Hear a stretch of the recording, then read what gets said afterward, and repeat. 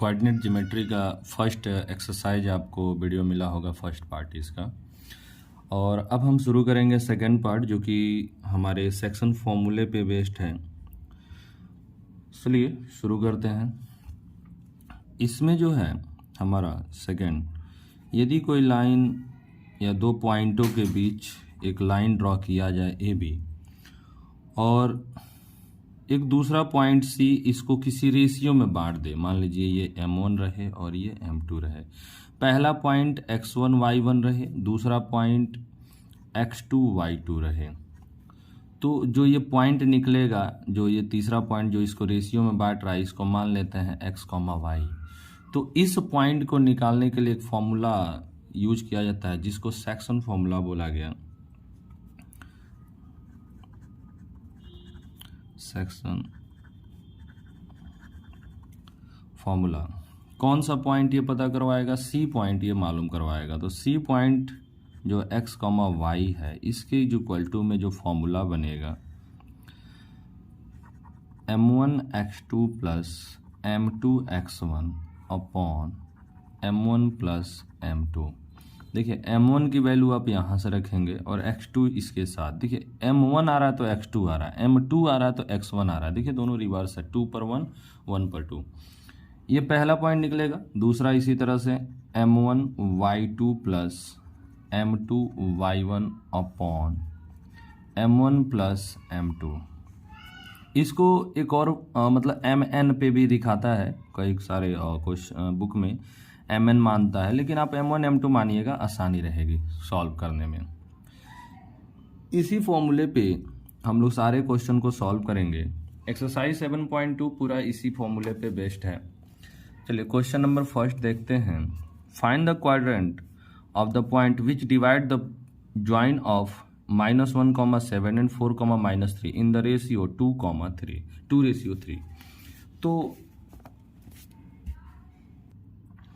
ये पहला क्वेश्चन है जिसमें पॉइंट दिया है a -1,7 और b दिया 4,-3, और इसको हम मान लेते हैं p जो है 2:3 में डिवाइड कर दे रहा है। ये 2 और ये 3 रेशियो में डिवाइड कर दे रहा है। तो अब हम इसको सॉल्व करेंगे और देखेंगे कि क्या आ रहा है। सबसे पहले यहाँ पे हम पॉइंटों को मान लेंगे, और इसमें सेक्शन फॉर्मूला लगाने से पहले आप इसको लेट कर लो। जैसे कि हमने फॉर्मूला बनाया था उसी फॉर्मूले के जैसे आपको लेट कर लेना है। जैसे पहले वाले को m1 लेट करना है, इसको m2, इसको x1 y1, इसको x2 y2। यहाँ छोटे छोटे लेटर में आप लिख लेंगे, और जैसे छोटे छोटे लेटर में लिखेंगे आपको फॉर्मूला यूज करने में आसानी रहेगी। m1 मान लिया, इसको m2 मान लिया, ये x1 y1 है, ये x2 y2 है। हमने ऐसे ही नोट कर लिया, इसलिए कि हमें जब रखना होगा फॉर्मूले में तो प्रॉब्लम नहीं होगी। अब लिखेंगे यूजिंग, या लिख देते हैं पहले let the point P divides the line joining the point A -1,7 and B, किस रेशियो? B का पॉइंट है 4,-3 इन द रेशियो किस रेशियो में बच्चों? 2:3। तो हमने मान लिया कि A और B को जो है पॉइंट P जो है 2:3 में डिवाइड कर रहा है। अब हम लिखेंगे सॉल्यूशन में यूजिंग सेक्शन फॉर्मूला।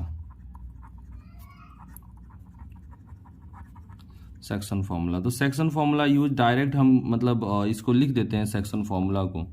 तो P x, y is equal to, जो हमारे पास फॉर्मूला बनेगा, m1 x2 plus m2 x1 upon m1 plus m2, m1 y2 plus m2 y1 upon m1 plus m2। इसमें सारी वैल्यू को हम रखेंगे x, y। ये तो ऐसे ही यही फाइंड आउट करना है। तो m1 की वैल्यू आप देख रहे होंगे 2 हमने लिखा हुआ है, 2 रखेंगे। x2 की वैल्यू यहाँ पे 4 है, m2 की वैल्यू 3 है, और x1 की वैल्यू यहाँ पे -1 है। वैसे ही सारी चीज़ें रख देंगे। m1 प्लस m2, तो m1 2 है, m2 3 है, तो 2 प्लस 3, कॉमा m1 की वैल्यू 2 है इंटू y2 की वैल्यू यहाँ पे -3 है, आप देखते रहिए, प्लस m2 की वैल्यू 3 और y1 की वैल्यू जो है हमारे पास 7 है by 2 plus 3। P x comma y is equal to, अब ध्यान से देखिए, 4 2 जा क्या होगा बच्चों 8 और 3 इंटू -1 -3 अपॉन 5, 3 2 जा 6 लेकिन -6 होगा और 7 3 जा 21 अपॉन 5। 8 में से 3 जाएगा, आपको मालूम होगा क्या मिलेगा, 8 में से 3 जैसे माइनस करेंगे 5/5 और ये 21 माइनस 6 15/5, तो हमारे पास 5 से 5 डिवाइड करेंगे 1 आएगा और ये डिवाइड करेंगे 3 आएगा। तो वो पॉइंट जो इसको 2:3 में डिवाइड करेगी वह कौन सा पॉइंट होगा बच्चों, 1,3। ठीक है, चलिए बच्चों शुरू करते हैं question number second. Question number second आप देख रहे होंगे, find the coordinate of the point of try section of the line segment joining 4, -1 and -2, -3। तो इस क्वेश्चन के लिए हमें ट्राई सेक्शन का मतलब होता है कि 3 पार्ट में किसी लाइन को डिवाइड कर देना है, 3 इक्वली पार्ट में उसको डिवाइड कर दिया जाए तो उसको ट्राई सेक्शन बोलेंगे। जैसे कि मान लीजिए आप एक रफली देखें, तो रफली तौर पे आप जानेंगे कि जब ट्राइसेक्शन की बात की जाएगी, मान लीजिए एक लाइन है ए एंड बी, तो इसको ट्राइसेक्शन किया है तो 3 पार्ट में डिवाइड करना। जैसे ये एक पार्ट होगा, ये एक पार्ट होगा और ये एक पार्ट होगा।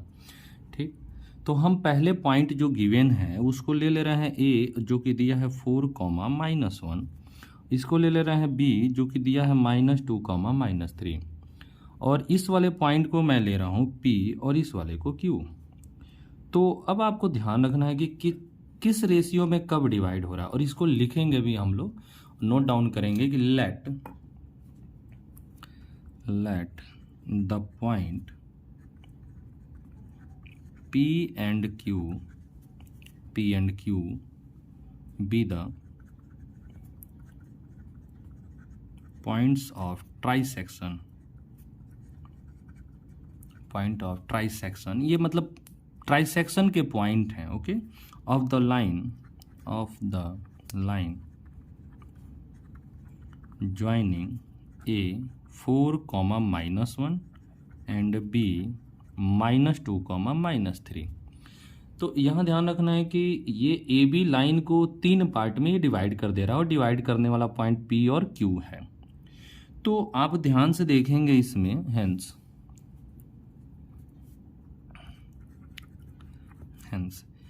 AP रेशियो PB निकाला जाए। अब ध्यान से देखिए, इसका रेशियो मैं निकाल रहा हूँ।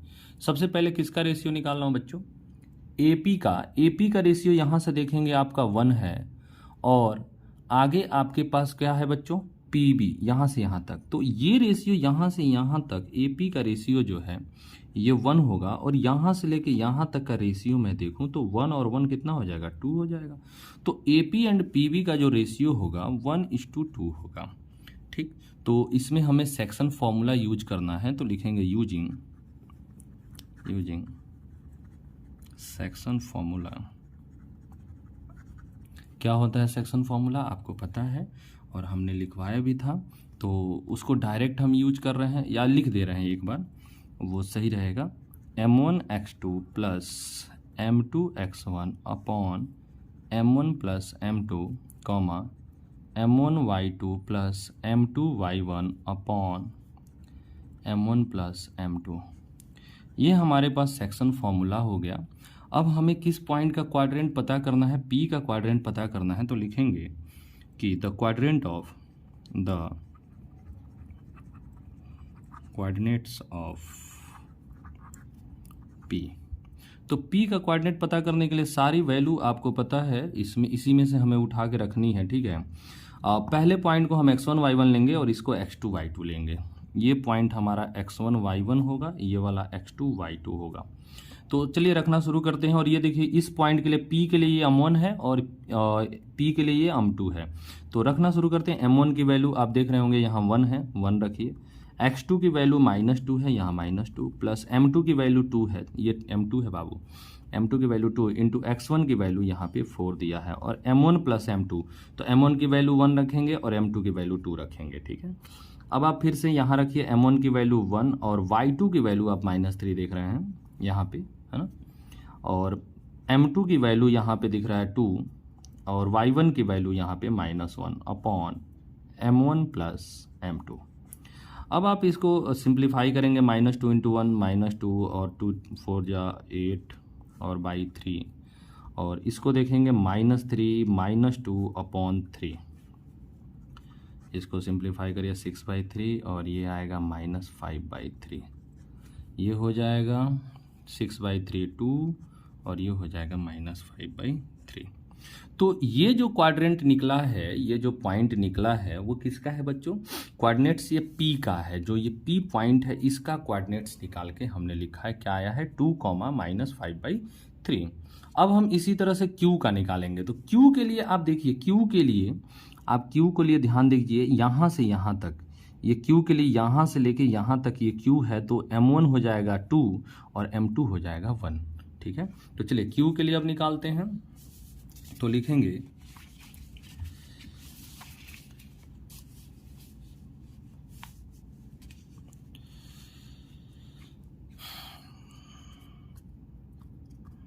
यहीं पे एंड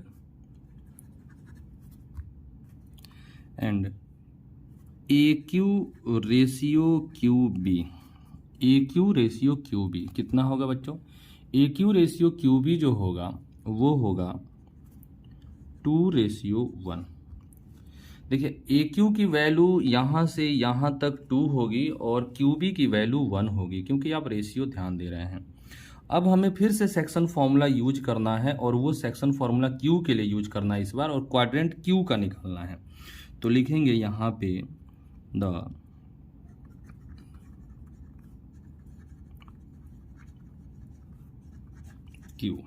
Q के कोऑर्डिनेट्स निकालने हमको, और सेक्शन फॉर्मूला हमने पहले लिखा हुआ है ना, उसी सेक्शन फॉर्मूले को हम लोग यूज कर लेंगे यहीं पे, ठीक है। आप दोबारा एक बार लिख लीजिएगा, इसमें कोई ज़रूरी नहीं है कि नहीं आप इसी को यूज करिए, आप दोबारा लिख लीजिए। दोबारा लिखेंगे तो आपको चीज़ें याद भी होंगी, ठीक है। आप क्वेश्चन लगाते वक्त दोबारा यूज कर लिया कीजिए। चलिए एक बार लिख ही देते हैं, ज़्यादा आसान रहेगा। M1x2 plus M2x1 upon M1 plus M2 M1y2 plus M2y1 upon M1 plus M2। इसी अब फॉर्मूले में हमें M1 की जगह आपको पता है कितना रखना है, M1 की जगह 2 रखना है। M1 की जगह आपको ये M1 हो जाएगा और ये M2 हो जाएगा, और X1 Y1 वही पुराना वाला ही है। तो M1 की जगह आप 2 रखिए और X1 की वैल्यू आप 4 रख दीजिए, M2 की जगह 1 और X1 की जगह X2 की जगह आपका यहाँ -2 है बच्चों, -2 सॉरी ये गलत हो गया।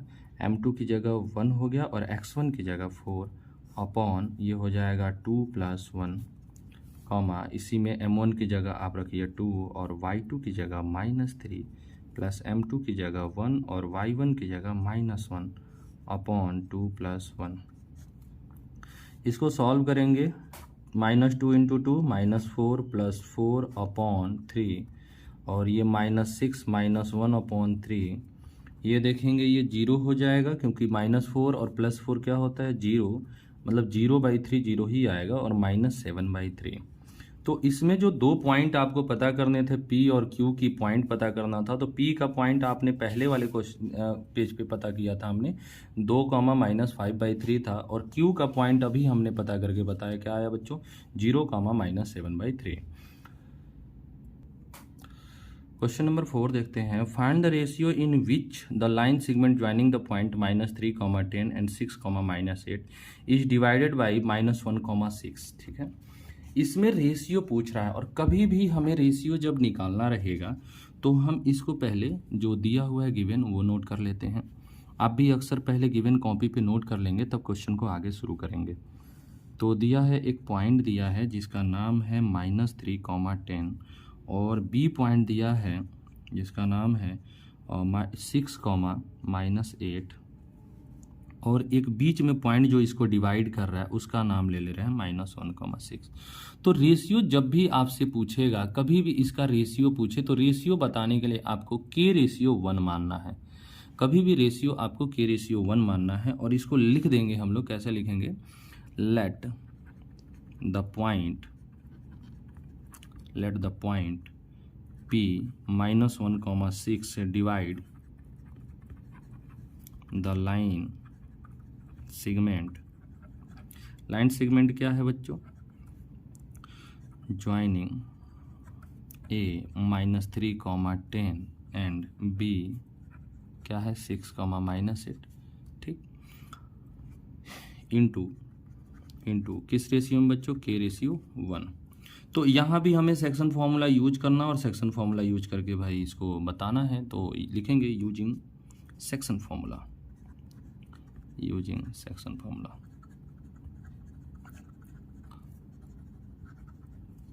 क्या होता है सेक्शन फॉर्मूला बच्चों? तो जो सेक्शन फॉर्मूला हमें यूज करेंगे वो किसके क्वाड्रेंट के लिए रहेगा? P के क्वाड्रेंट के लिए। तो P का यहाँ लिखेंगे the coordinates of P is equal to क्या लिखेंगे? m1x2 plus m2x1 upon m1 plus m2, यहाँ रहेगा m1y2 plus m2y1 upon m1 plus m2। तो कभी भी रेशियो बच्चों निकालना रहेगा तो हम देख रहे हैं कि ये फॉर्मूला हमारा हो रहा है P के कोऑर्डिनेट्स के बराबर ये आ रहा है। तो P का कोऑर्डिनेट्स यहाँ पे दिख रहा है -1,6 दिया है, और यहाँ पे m1 की वैल्यू अभी आपने देखा K है। m1 की वैल्यू, ये m1 है और ये m2 है। मैं लिख देता हूँ इसको, रेट से मैं लिख रहा हूँ। ये m1 मैंने दिखाया, ये m2 दिखाया, और ये x1 y1, ये x2 y2 है। ठीक है बच्चों, इसी को नोटिस कर देंगे कि आपको रखते वक्त आसानी होगी, नहीं तो आपको प्रॉब्लम होगी ना रखते वक्त। आप ध्यान नहीं दे पाएंगे कि m1 कौन सा है। कई बार m1 की जगह m2 की वैल्यू रख दिया जाता है, जल्दीबाजी होती है। तो पेपर में भी जब आप करेंगे तब भी आप इसको नोटिस कर लें, मतलब एक बार लिख लें, छोटे छोटे लेटरों में पेंसिल से लिख लें, जिससे आसानी रहेगी। तो m1 की वैल्यू मैंने K रखा, और x2 की वैल्यू क्या रखा बच्चों? 6, प्लस m2 की वैल्यू 1 और x1 की वैल्यू -3 अपॉन ये K प्लस 1 हो जाएगा, क्योंकि m1 की वैल्यू K है। m1 की वैल्यू K इंटू y2 की वैल्यू -8 प्लस m2 की वैल्यू जो है 1, y1 की वैल्यू आपकी 10 upon K plus 1।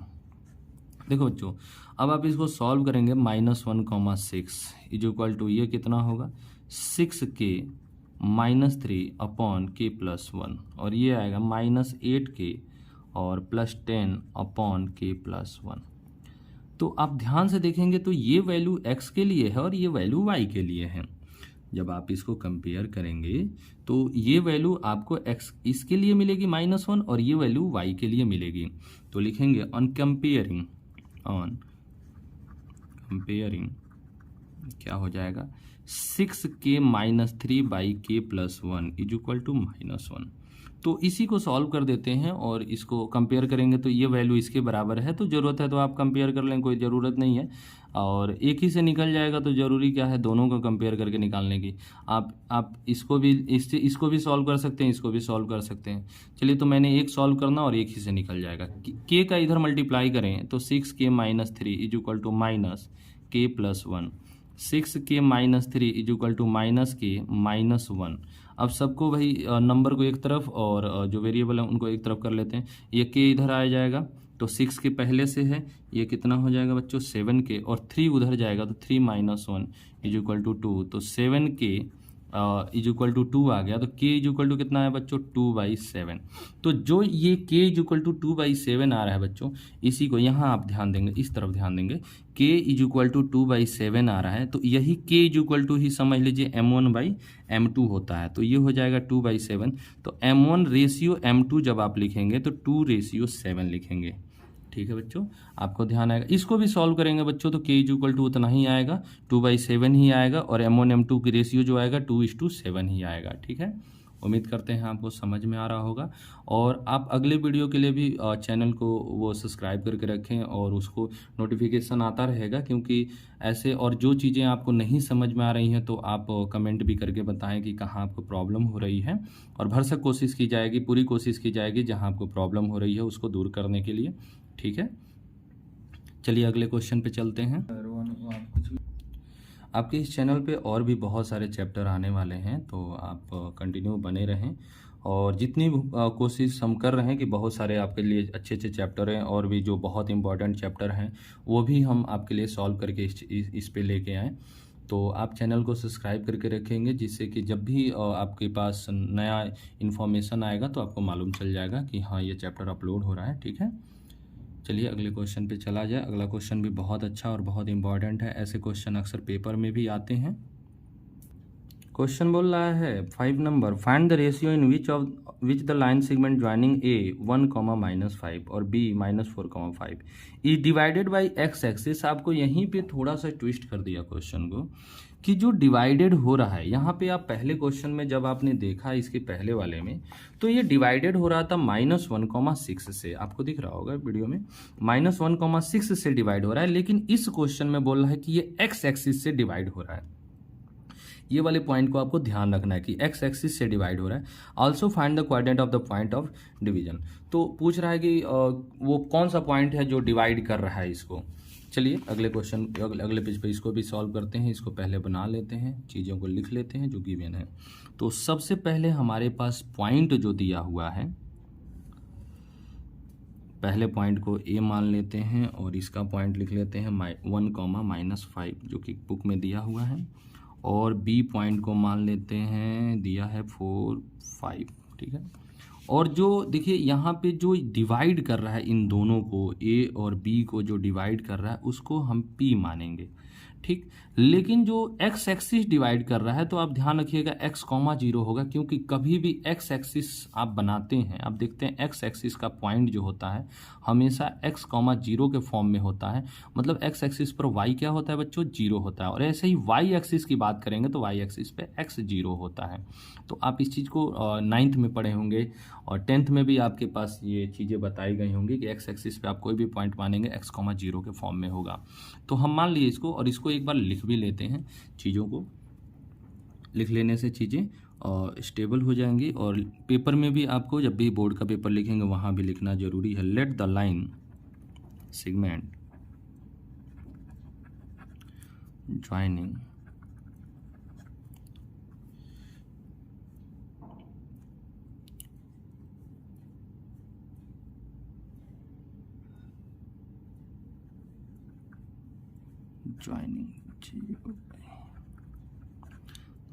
let the line segment joining the point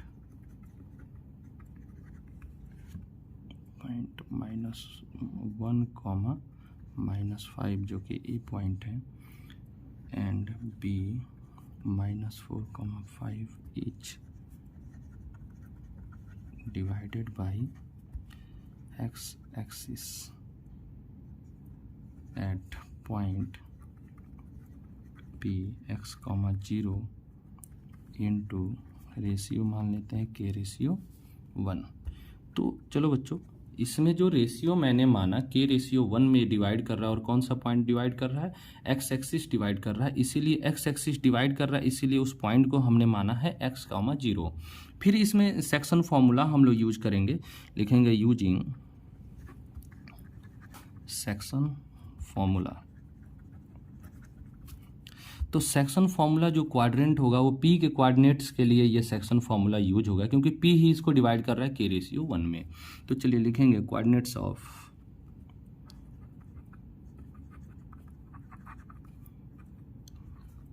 of point p is equal to, क्या लिखा जाएगा बच्चों, m1x2 plus m2x1 upon m1 plus m2, m1y2 plus m2y1 upon m1 plus m2। ये हमारे पास जो है कहानी रहेगी। और इसी के जस्ट बाद m1 की वैल्यू आप देख रहे होंगे, ये मैं रेड से थोड़ा सा इसको डिनोट कर देता हूँ। ये आपका m1 बना और ये आपका m2 बना। या x1 या y1 या x2 या y2। अब सारी चीज़ों को हम लोग फुलफ़िल करेंगे। m1 की वैल्यू आप k रखिए और x2 की वैल्यू -4, m2 की वैल्यू 1 रखिए, x1 की वैल्यू 1 अपॉन k+1। m1 की वैल्यू आप रख लीजिए k, y2 की वैल्यू 5, m2 की वैल्यू 1 और y1 की वैल्यू -5 अपॉन k+1। ये सारी वैल्यू को मैंने फुलफ़िल कर लिया यहाँ से उठा के इसमें। अब आप इसको सॉल्व करेंगे। p का क्वाड्रेंट आप यहाँ लिखना भूल गए हैं, x, 0 होगा। तो x, 0 इज इक्वल टू ये देखेंगे -4k होगा +1 अपॉन k+1। और इसी के आगे की बात किया जाए ये होगा 5k -5 अपॉन k+1। तो आप देखिए इसमें हमने कंपेयर कर लिया जाए, कंपेयरिंग कर लिया जाए ऑन कंपेयरिंग, ठीक। तो इसको x के बराबर कंपेयर करेंगे और इस वाले को 0 के बराबर कंपेयर करेंगे। तो इसको कंपेयर करेंगे तो कोई फ़ायदा है नहीं, आप लिख सकते हैं लेकिन उससे सॉल्व नहीं हो पाएगा। लेकिन इसको करते हैं तो 0 बराबर 5k -5 अपॉन k+1। तो यदि मैं क्रॉस मल्टीप्लाई करता हूँ, इसका इसमें मल्टीप्लाई करते तो पूरा 0 हो जाएगा। 0 बराबर 5k -5।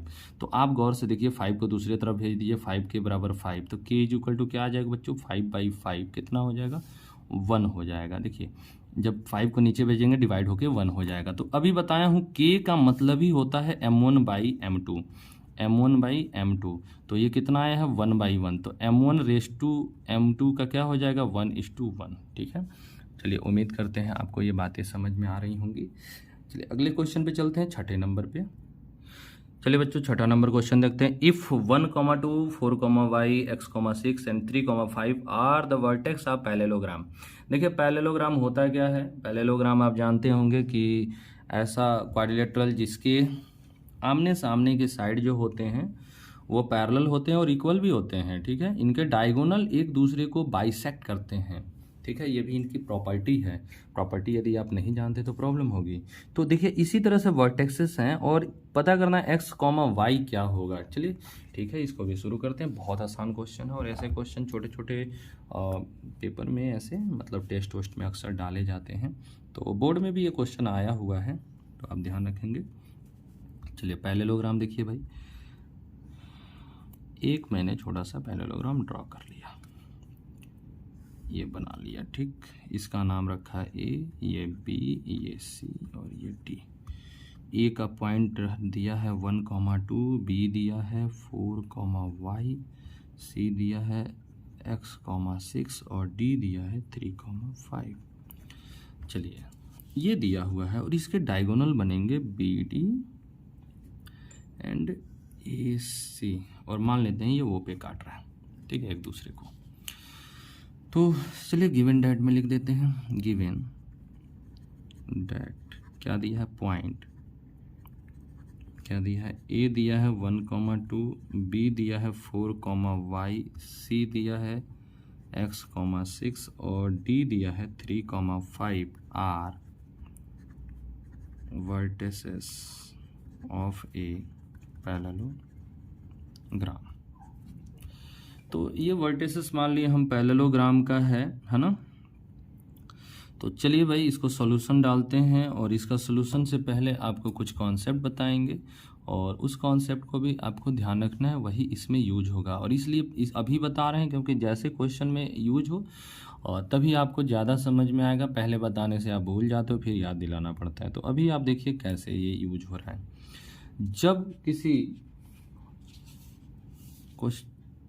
जब दो पॉइंट दिया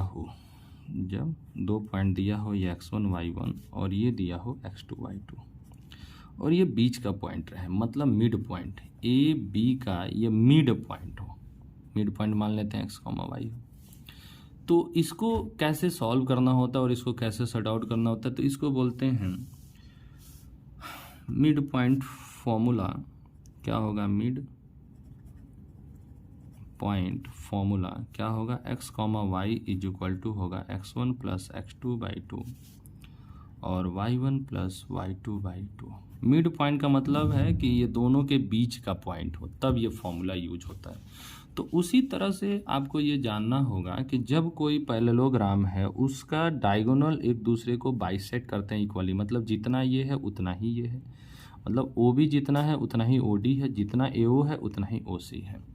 तो इसी कॉन्सेप्ट को हम यूज करेंगे और देखिए यहाँ लिखेंगे, लिख देते हैं एक बार सॉल्यूशन में कि the diagonal of parallelogram bisects each other therefore क्या भाई होगा,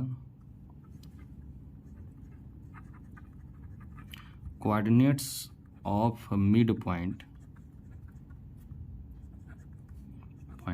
ए सी का मिड पॉइंट का क्वाड्रेंट बराबर होगा किसके बच्चे, कोऑर्डिनेट्स ऑफ मिड पॉइंट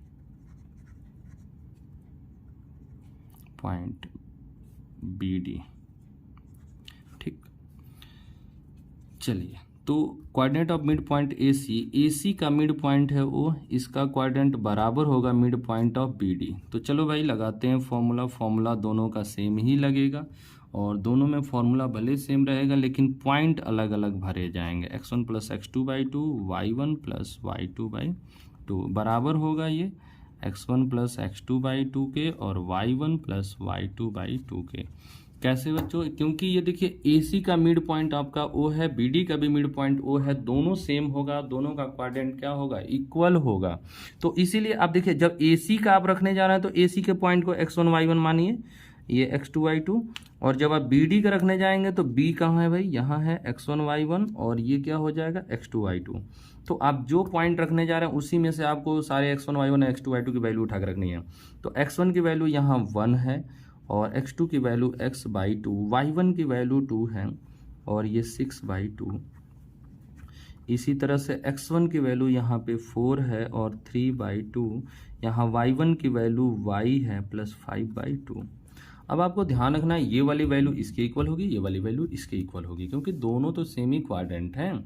तो on comparing 1 plus x/2 is equal to 4 plus 3/2, तो ये 2 से 2 कट गया, 1 plus x is equal to 7, तो x इज इक्वल टू कितना है बच्चों 6। इसको इसके कंपेयर कर लेते हैं, 2 plus 6/2 is equal to y plus 5/2, 2 से 2 कट गया, 6 2 8 is equal to y plus 5, 5 को इधर लाइए तो 3 बराबर y। कैसे 3 बराबर y आया बच्चों, 5 इधर आके माइनस हो जाएगा और माइनस होते ही क्या बचेगा, 3 बचेगा। 5 में से भाई 8 में से 5 गया, 3 ही ना बचेगा। ठीक है, तो वो पॉइंट जो x y की वैल्यू पूछ रहा था, x की वैल्यू 6 होगी और y की वैल्यू 3 होगी। चलो बच्चों 7वां नंबर क्वेश्चन है, बड़ा ही अच्छा क्वेश्चन है, अक्सर पूछा भी जाता है। और कैसे इसको सॉल्व करेंगे, इस क्वेश्चन को करने के लिए आपको ज़्यादा कुछ नहीं करना है, बड़ा ही आसान सा क्वेश्चन है।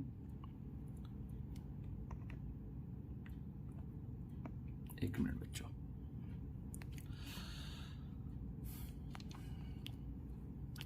अब आप ध्यान दीजिए, थोड़ा सा सेटिंग करना था। द सेंटर ऑफ, देखिए क्या कह रहा है क्वेश्चन, क्या कह रहा है, पहले क्वेश्चन रीड करते हैं फिर आगे आपको समझाते हैं, हमने पहले ही लिख दिया है थोड़ा सा। तो क्या क्वेश्चन कह रहा है, क्वेश्चन पे गौर करेंगे। The find the coordinate of point A where A B is the diameter of circle whose centre is 2, -3 and B is equal to 1, 4। तो हमने एक सर्कल बनाया जिसका सेंटर 2, -3 और बी दिया 1, 4 और ए बी वो डायमीटर है जिसका सेंटर ओ है। तो ए को हमने मान लिया x, y और वही पूछ रहा है कि x, y बताइए क्या होगा, है ना, पॉइंट ए बताइए क्या होगा। तो हमने एक चीज जाना है कि कभी भी किसी भी डायमीटर का जो ये रहेगा ये सेंटर रहता है और सेंटर जो होता है ये मिड पॉइंट होता है। डायमीटर का ये यहाँ पे हमने सेंटर माना और सेंटर क्या होता है बच्चों, मिड पॉइंट होता है। तो हम इस चीज को ऐसे लिख दिए, the centre of O 2, -3 the mid point of A B. तो देखिए ए बी का ये मिड पॉइंट ओ है, तो quadrant of mid point A B is equal to quadrant of O होगा। मतलब इसका यदि ए बी का मिड पॉइंट निकालें तो ओ ही ना निकलेगा, यह बतिया को 2 बार लिख दिया गया, दोनों बराबर बात है। तो ए बी का यदि मिड पॉइंट फॉर्मूला लगाते हैं तो क्या होता है, x1 plus x2/2 y1 plus y2/2 और ओ का क्वाड्रेंट हो जाएगा 2, -3। तो ये होगा x1 y1 और ये होगा क्या बच्चों, x2 y2। अब वैल्यू हम फुलफिल कर देंगे, चीजें आसान हो जाएंगे। x1 की वैल्यू x दिया है और x2 की वैल्यू 1/2, y1 की वैल्यू y दिया है और y2 की वैल्यू 4/2। यहाँ 2 होगा बच्चों, और ये हो जाएगा 2 कॉमा -3। तो ये x वाला पोजीशन इससे कंपेयर कर लेंगे और y वाला y वाले के। तो ऑन कंपेयरिंग क्या हो जाएगा, x plus 1/2 is equal to 2। तो क्रॉस मल्टीप्लाई कर दिया, x plus 1 is equal to कितना हो जाएगा बच्चों 4, तो x इज इक्वल टू कितना 3। तो इसको भी हम कंपेयर करेंगे, y plus 4/2 is equal to -3। तो y plus 4 is equal to -6। तो y इज इक्वल टू -6 -4 कितना हो जाएगा बच्चों -10। तो y इज इक्वल टू -10 आया और x इज इक्वल टू क्या आ गया बच्चों 3 आ गया। चलिए ये पॉइंट जो ए का क्वाड्रेंट था वो पता चल गया। तो एक इज इक्वल टू क्या बन जाएगा बच्चों 3 कॉमा -10। ठीक है, ये आंसर हो जाएगा। चलिए क्वेश्चन नंबर 8 की तरफ चलते हैं। यदि आपको ये चीज़ें नहीं समझ में आ रही होंगी तो आप एक बार जरूर देखें, और यदि दोबारा देखें इसको और उसके बावजूद नहीं समझ में आ रही तो आप हमको ज़रूर बताएं। क्लास में मैं रहूँगा, वहाँ आप पूछ लें, एक बार लिख के लाएं कि सर यहाँ पे प्रॉब्लम हो रही है। जो भी स्टेप पे आपको प्रॉब्लम हो रही है उस स्टेप में पूछ लें। और यदि आपको और फिर इसके लिए एक पर्टिकुलर एक और वीडियो में आपको दूसरे तरीके से समझाने की जरूर कोशिश करेंगे यदि आप बताते हैं कि प्रॉब्लम है तो। चलिए अगले वाले क्वेश्चन पे चलते हैं, 8 नंबर क्वेश्चन पे चलते हैं। चलिए बच्चों क्वेश्चन नंबर 8 रीड करते हैं और क्वेश्चन नंबर 8 को ध्यान देते हैं क्या दिया हुआ है। क्वेश्चन नंबर 8 दिया, if a and b are -2, and 2, -4 respectively find the coordinate of p such that AP is equal to 3/7 AB and P lie on the line segment AB। देखिए P कहाँ लाई कर रहा है, AB के line segment पे लाई कर रहा है। तो हम इसको बना चुके हैं पहले से और आपको दिखाते हैं। AB एक लाइन सेगमेंट है, इस पे P क्या कर रहा है, लाई कर रहा है। और इसमें दिया हुआ है गिवन में AP is equal to 3/7 AB। तो हमने लिखा AP/AB, AB को इधर घसीट लाएं, देखिए नीचे आएगा ये AP/AB। AP की वैल्यू 3 है, AP की वैल्यू 3 है और AB की वैल्यू पूरा यहाँ से लेके यहाँ तक 7 है। तो हमें ये बात समझ में आ गई, जब ये 7 है और इतना 3 है तो ये 4 होगा। ठीक है, कैसे भैया, दोनों को जोड़ के 7 ना होगा। तो इसमें से 7 में से 3 घटाएंगे 4 मिलेगा। तो m1 की वैल्यू 3 हो गई और m2 की वैल्यू 4 हो गई। ये है x1 y1 और ये है x2 y2। फॉर्मूला आपको हमने कई बार बताया है। अब हमें क्वाड्रेंट P का निकालना है तो लिखेंगे, हम डायरेक्ट इसको लगाने की नहीं, फॉर्मूला लिख देते हैं यूजिंग सेक्शन फॉर्मूला। कौन सा फॉर्मूला यूज किया जाएगा भैया, सेक्शन फॉर्मूला। तो P x, y जो कि हमें निकालना है इसके बराबर हो जाएगा m1 x2 plus m2 x1 upon m1 plus m2 m1 y2 plus m2 y1 upon m1 plus m2। इसी के साथ आगे बढ़ेंगे हम लोग x, y, इसको लिखेंगे m1 की वैल्यू आप देख रहे हैं 3 है, x2 की वैल्यू 2 है, m2 की वैल्यू 4 है और x1 की वैल्यू हमारे पास -2 है। और यहाँ m1 की वैल्यू 3 प्लस 4, m1 की वैल्यू यहाँ 3 है और y2 की वैल्यू -4 है, m2 की वैल्यू 4 है और y1 की वैल्यू -2 है अपॉन 3 प्लस 4। अब देखिए P x, y is equal to 3 दूना 6, 4 दूना 8 बटे 7। देखिए कैसे कर रहे हैं बच्चों, 3 2 जा 6 और 4 2 जा -8। ये 4 3 जा कितना हो जाएगा -12 और ये -8 अपॉन 7। तो देखो बच्चों आपको इसमें ज़्यादा वो पंगे नहीं हैं। यहाँ आप कितना हो जाएगा, ये -2/7 और ये हो जाएगा 12 एंड 8 -20/7। तो हमें आंसर मिल चुका है कि P का क्वाड्रेंट क्या होगा, -2/7 होगा और y की जगह -20/7 आएगा। P जो पॉइंट आएगा ये आएगा। ठीक है, ये आपका आंसर हो चुका। चलिए 9 नंबर क्वेश्चन पे चलते हैं। चलिए बच्चों 9वां नंबर क्वेश्चन देखते हैं। Find the coordinate of the point which divide the line segment joining A and B into 4 equal part. देखो बच्चों यहाँ पे क्वेश्चन जो दूसरा दिया था वहाँ पे ट्राइसेक्शन किया था, 3 इक्वल पार्ट में बांटा था। अब दूसरे नंबर क्वेश्चन पे यहाँ देख रहे होंगे ट्राइसेक्शन किया, लेकिन इस वाले क्वेश्चन में 4 इक्वल पार्ट बांटा है। जब एक लाइन को 4 पार्ट में बांटना हो तो उसको 3 बार काटना पड़ेगा। ये भी रीजनिंग का क्वेश्चन है कि 2 बार काटना पड़ेगा। ये चीज़ आप हमको बताइएगा। चलिए 1 2 3 4, तो 3 बार हमें काटना पड़ेगा। जब एक डंडे को है ना 4 पार्ट में बांटना हो तो 3 बार काटना पड़ता है। तो चलिए इक्वल पार्ट है बच्चों, ये भी 1 है, ये भी 1 है, ये भी 1 है, ये भी 1 है। आप इसको छोटा मोटा समझ के ये नहीं समझ लीजिएगा कि एक बड़ा है और एक छोटा है। ये जो है 3 पॉइंट हमने काटा है, 3 जगह काटा है, तो 4 इक्वल पार्ट में बट चुका है। इसका नाम हमने P रखा, इसका Q, इसका R, और ये A है और ये B है। तो आप ध्यान रखिए यहाँ पे थोड़ी सी चीज़ें समझने की कोशिश करेंगे। तो यहाँ से P का हम पार्ट देखें तो ये P का यहाँ से यहाँ तक ये देखिए ये M1 1 होगा, लेकिन M2 की वैल्यू जैसे दूसरे नंबर क्वेश्चन में हम देख रहे थे तो ये 3 होगा। क्यों बच्चों? क्योंकि M1 इस तरफ एक पार्ट और M2 के लिए ये 3 पार्ट चलना पड़ेगा। इसीलिए Q की बात करें हम लोग, Q का जब निकालेंगे तो M1 की वैल्यू हमारे पास निकलेगी 2 और M2 की भी वैल्यू निकलेगी कितने बच्चों? 2। इसी तरह जब R के लिए जब चलेंगे तो हम देखेंगे M1 की वैल्यू 3 और M2 की वैल्यू 1। लग रहा है ज़्यादा इधर उधर हो गया। चलिए इसको दोबारा समझाते। एक बार हमने बस ऐसे ही इसको ओरल आपको समझाया है, बस आप ध्यान रखिए जब P लेंगे तो M1 इधर से 1 और M2 3। इसी तरह से जब Q लिया जाएगा तो 2 2 में बटेगा, और जब R लिया जाएगा तो M1 3 होगा और M2 1 होगा। ठीक है, ये समझाने की हमने कोशिश किया है, वैसे समझ में आया नहीं होगा। फिर मैं इसको बनाता हूँ, आप ध्यान दीजिए। एक लाइन है A B, A का पॉइंट दिया है -2,2 और B का पॉइंट दिया है 2,8। इस पर 4 पार्ट में इसको बांट दिया गया है। ये P है, ये Q है और ये R है। ये 1 1 1 1। तो हमें P Q R का क्वाड्रेंट निकालना है। ठीक है, तो देखिए फॉर पॉइंट P,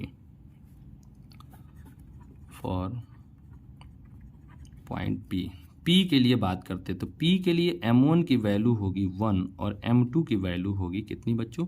3। देखिए यहाँ से यहाँ तक 1, ये M1 होगा, इस पॉइंट पे M1 होगा, और यहाँ से यहाँ तक ये M2 होगा, तो 1 2 3 हो जाएगा। लेकिन X1 Y1 और X2 Y2 वही रहेगा, कुछ भी ये चेंज नहीं होने वाला है। X2 Y2 सारा सेक्शन फॉर्मूला तो लिख देंगे क्वाड्रेंट ऑफ P,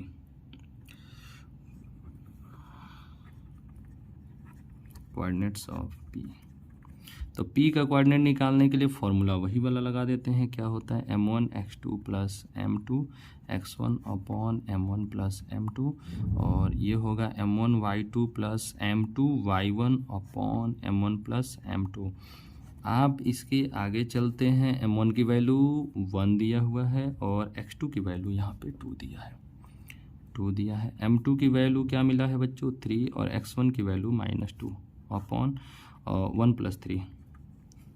यहाँ पे M1 की वैल्यू 1, Y2 की वैल्यू देखें 8, और M2 की वैल्यू जो दिया है 3, और Y1 की वैल्यू 2। मल्टीप्लाई में है 1 + 3। अब देखिए ये 2 × 1 कितना आएगा? 2, 3 2 जा -6 अपॉन 4।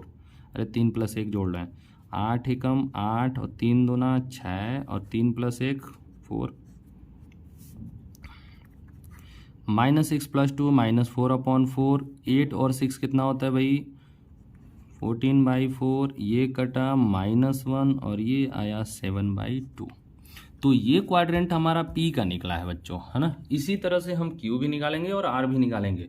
तो Q और R का पॉइंट आपके ऊपर हम छोड़ते हैं कि आप इसको निकाल के हमें बताएं कि कितना आ रहा है। ठीक है, कमेंट जरूर करेंगे यदि आ जाए तो ये क्वेश्चन नंबर कौन सा था बच्चों? 9।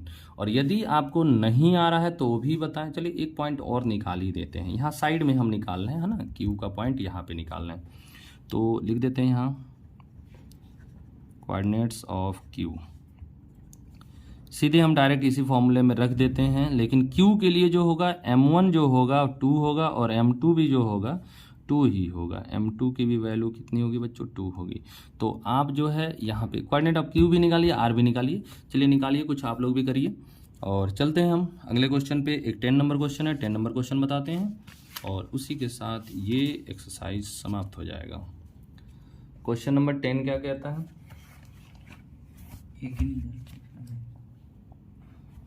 क्वेश्चन नंबर 10 कह रहा है find the area of rhombus if its vertex are 3, 0, 4, 5, -1, -4, -2, -1 taken in order.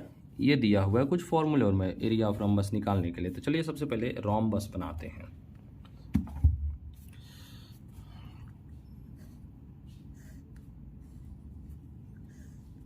ये ए, बी, सी और डी।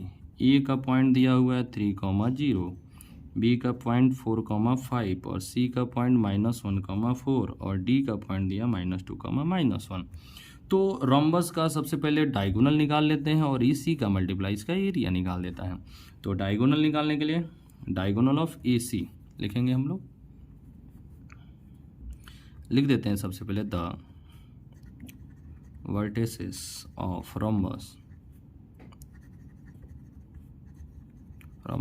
ए बी सी डी। क्या क्या दिया भाई? ए की जगह हमने माना 3, 0, बी की जगह माना 4, 5, सी की जगह माना -1, 4 और डी की जगह माना -2, -1। ठीक है, तो अब चलेंगे इसका डायगोनल निकालने। तो डायगोनल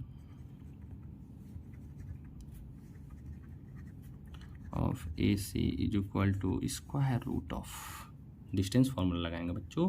तो क्या होता है x2 - x1 का whole square plus y2 - y1 का होल स्क्वायर। तो हमारे पास ए सी निकालना है, ये x1 y1 होगा, ये x2 y2 होगा। ये तो x2 की वैल्यू यहाँ पे हमें दिख रही है क्या बच्चों? यहाँ पे दिख रही है -1 और x1 की वैल्यू -3 का होल स्क्वायर और y2 की वैल्यू 4 - 0 का होल स्क्वायर। तो यहाँ -4 का स्क्वायर प्लस 4 का स्क्वायर इज इक्वल टू कितना हो जाएगा? 16 + 16 इज इक्वल टू √32। ठीक है, ये आया ए सी की वैल्यू। इसी तरह हम लोग बी डी की वैल्यू निकालेंगे। तो डायगोनल बी डी,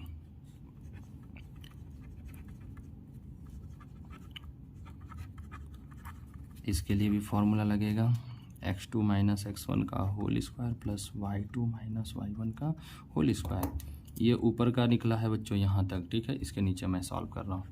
चलिए x2 ये बी डी है, ये x1 y1 मान लीजिए, या x2 y2 मान लीजिए। x2 की वैल्यू जो दिया है -2 और -4 का होल स्क्वायर प्लस y2 की वैल्यू -1 -5 का होल स्क्वायर। तो चलो बच्चों इसको लिखते हैं -2 -4 -6 का होल स्क्वायर और ये भी -6 का होल स्क्वायर। तो कितना आएगा? ये भी 36 और प्लस में 36, तो कितना हो जाएगा? रूट में 72। तो डायगोनल जो दोनों का निकल गया, अब इसका एरिया निकालना है। तो एरिया का फॉर्मूला क्या होता है? Area is equal to, rhombus का एरिया इज इक्वल टू होता है 1/2 और दोनों डायगोनल का मल्टीप्लाई, प्रोडक्ट ऑफ, कौन सा प्रोडक्ट भैया? ए सी इंटू बी डी, ए सी इंटू बी डी मतलब ए सी और बी डी का प्रोडक्ट। तो 1/2 ए सी की वैल्यू कितनी है बच्चों? रूट में 32 और बी सी की वैल्यू है रूट में 72। ठीक है, तो आपको ध्यान रखना पड़ेगा, यहाँ रूट भी है और एक वो भी है। चलिए इसको सॉल्व कर देते हैं रूट को। इसको रूट को सॉल्व करेंगे तो 16 × 2, 16 2 × 32 होता है और इसको लिख सकते हैं 2 × 36, 1/2। 16 4 बन के बाहर निकलेगा, 36 6 बन के बाहर निकलेगा, √2 यहाँ भी बचेगा, √2 यहाँ भी बचेगा। तो ये देखिए 6 4 × 24 और √2 2 2 से 2 कैंसिल हो गया। तो हमारे पास जो फाइनल आंसर आएगा 24 स्क्वायर यूनिट्स आएगा। ठीक है, उम्मीद करते हैं ज़्यादा जल्दी लगा दिए हमने, थोड़ा सा आराम से समझाते हैं। आपको समझना ये है, ये क्वेश्चन नंबर 10 है और इसमें समझना ये है कि आपको इसका डिस्टेंस निकालना है एसी का और फिर बीडी का। जैसे कि आप 7.1 में निकालते थे, दोनों हमने निकाल लिया और दोनों निकाल के इन दोनों का मल्टीप्लाई कर देना 1/2 लगा के। तो 32 × 72 1/2 मैंने लगा के कर दिया है। बाकी रूट सॉल्व करना आप जानते हैं, जिसका पेयर बने बाहर निकलेगा और जिसका ना बने वो अंदर रहेगा। तो √2 2 हो जाएगा, 2 से 2 कट जाएगा, 6 4 × 24, यही आएगा आपका आंसर। चलिए मिलते हैं आपसे अगले वीडियो में, तब तक आप जो है नए अपडेट के लिए तैयार रहें। अगला चैप्टर भी जल्दी ही आएगा, देखते हैं। आप लोग कमेंट करिएगा कौन सा चैप्टर आप पढ़ना चाहते हैं अगला, तो ज़रूर बताइएगा, उसी के हिसाब से देखा जाएगा अगला चैप्टर कौन सा आपको पढ़ाया जाएगा। ठीक है, मिलते हैं आपसे अगले वीडियो में।